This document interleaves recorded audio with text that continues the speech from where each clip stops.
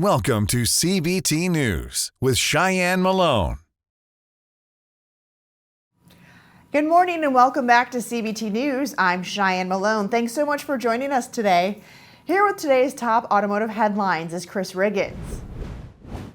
Thanks, Shyann. On today's show, we're joined by Cody Lusk, President and CEO of the AIADA. But first, according to Kelley Blue Book, November's average transaction price for a new vehicle was $48,247, marking the third consecutive month that new vehicle transaction prices were lower year over year. Of the 35 brands included in the November analysis, Tesla, Buick, Land Rover, and Nissan saw the largest year-over-year price declines, while Dodge, Ram, Audi, and GMC saw the largest price increases. The Federal Trade Commission has finalized a new rule aimed at tempering bait-and-switch strategies and undisclosed fees in car sales. Additionally, the rule prohibits misrepresentations about vehicle cost, bans add-ons, and mandates dealers obtain customer-informed consent for any charges they incur during vehicle purchases.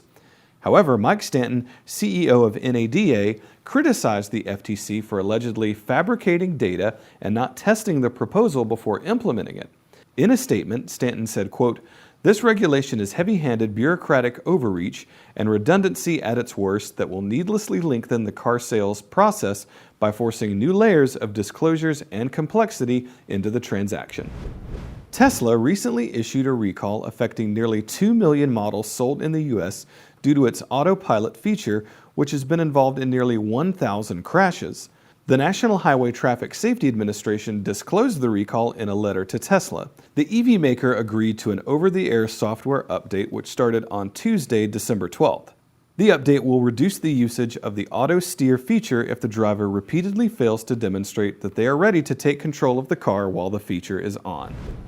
The Utah Crimson Collective and its streaming app, Utah 360, have announced an agreement to honor the University of Utah's men's and women's basketball and gymnastics teams. This may be the largest team-wide NIL agreement in collegiate women's sports history. Student athletes can choose between receiving a lease for a 2024 Jeep Grand Cherokee L Limited Edition or a 2024 Ram 1500 Bighorn truck, complete with Night Edition package. For every athlete who qualifies, the offer includes leasing and insurance costs covered by Crimson Collective donors.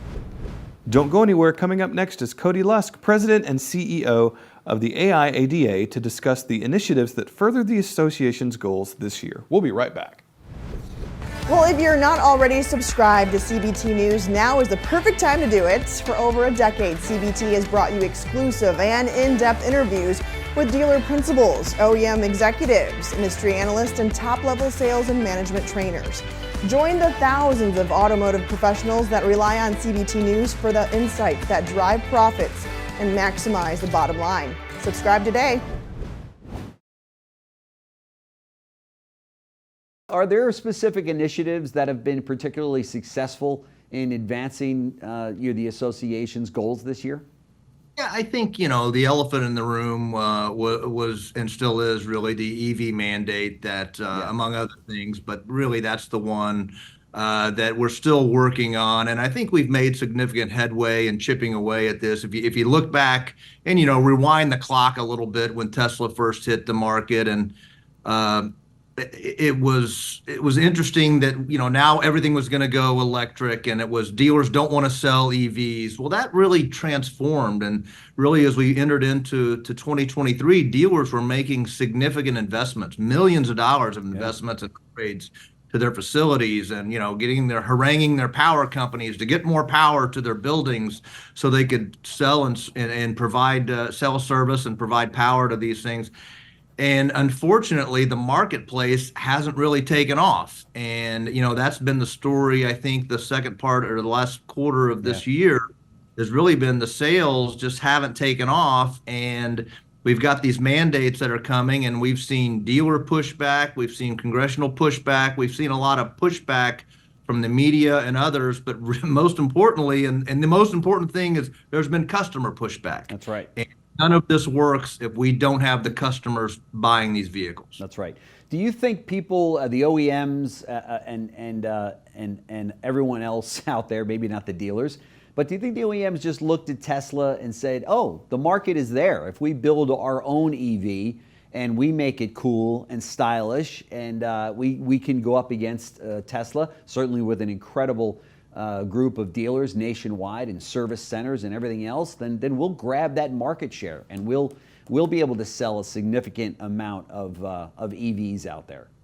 I think there's no question that everybody, a lot of OEMs, especially the higher end luxury OEMs, looked at the Tesla model, not from a direct sales standpoint, but from what they had put together, and that it was kind of an iPhone, wrapped up like it's a car, kind of a concept. Yeah. We're going to do all these different things, and that, I think the problem is the price, amongst other things. When you start looking at that, the price of what you would have to get.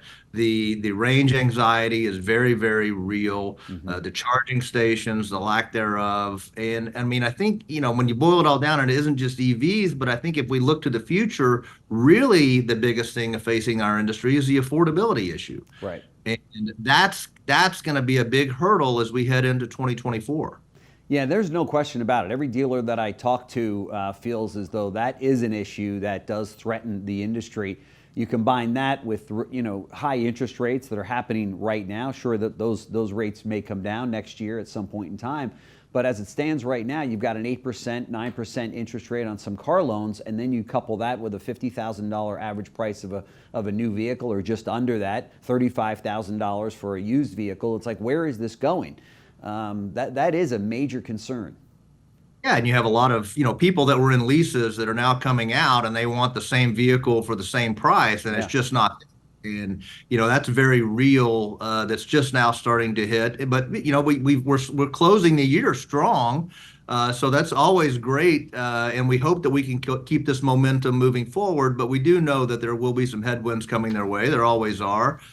These times weren't going to last forever. At our recent board meeting, one of our directors said, I had to pull out my financial statement from 2019 just to kind of set the course for reality, because we've had it a little distorted the last few years, and we knew that wasn't going to last. Well, that does it for our show today, but we do invite you right back here tomorrow morning on CBTnews.com. And remember, you can stay up to date with all the recent news and trends influencing the retail automotive industry by following us on TikTok, LinkedIn, Facebook, and X, formerly known as Twitter. I'm Shyann Malone. Thanks so much for watching CBT News. We'll see you next time. CBT News, your #1 resource for auto industry news and content.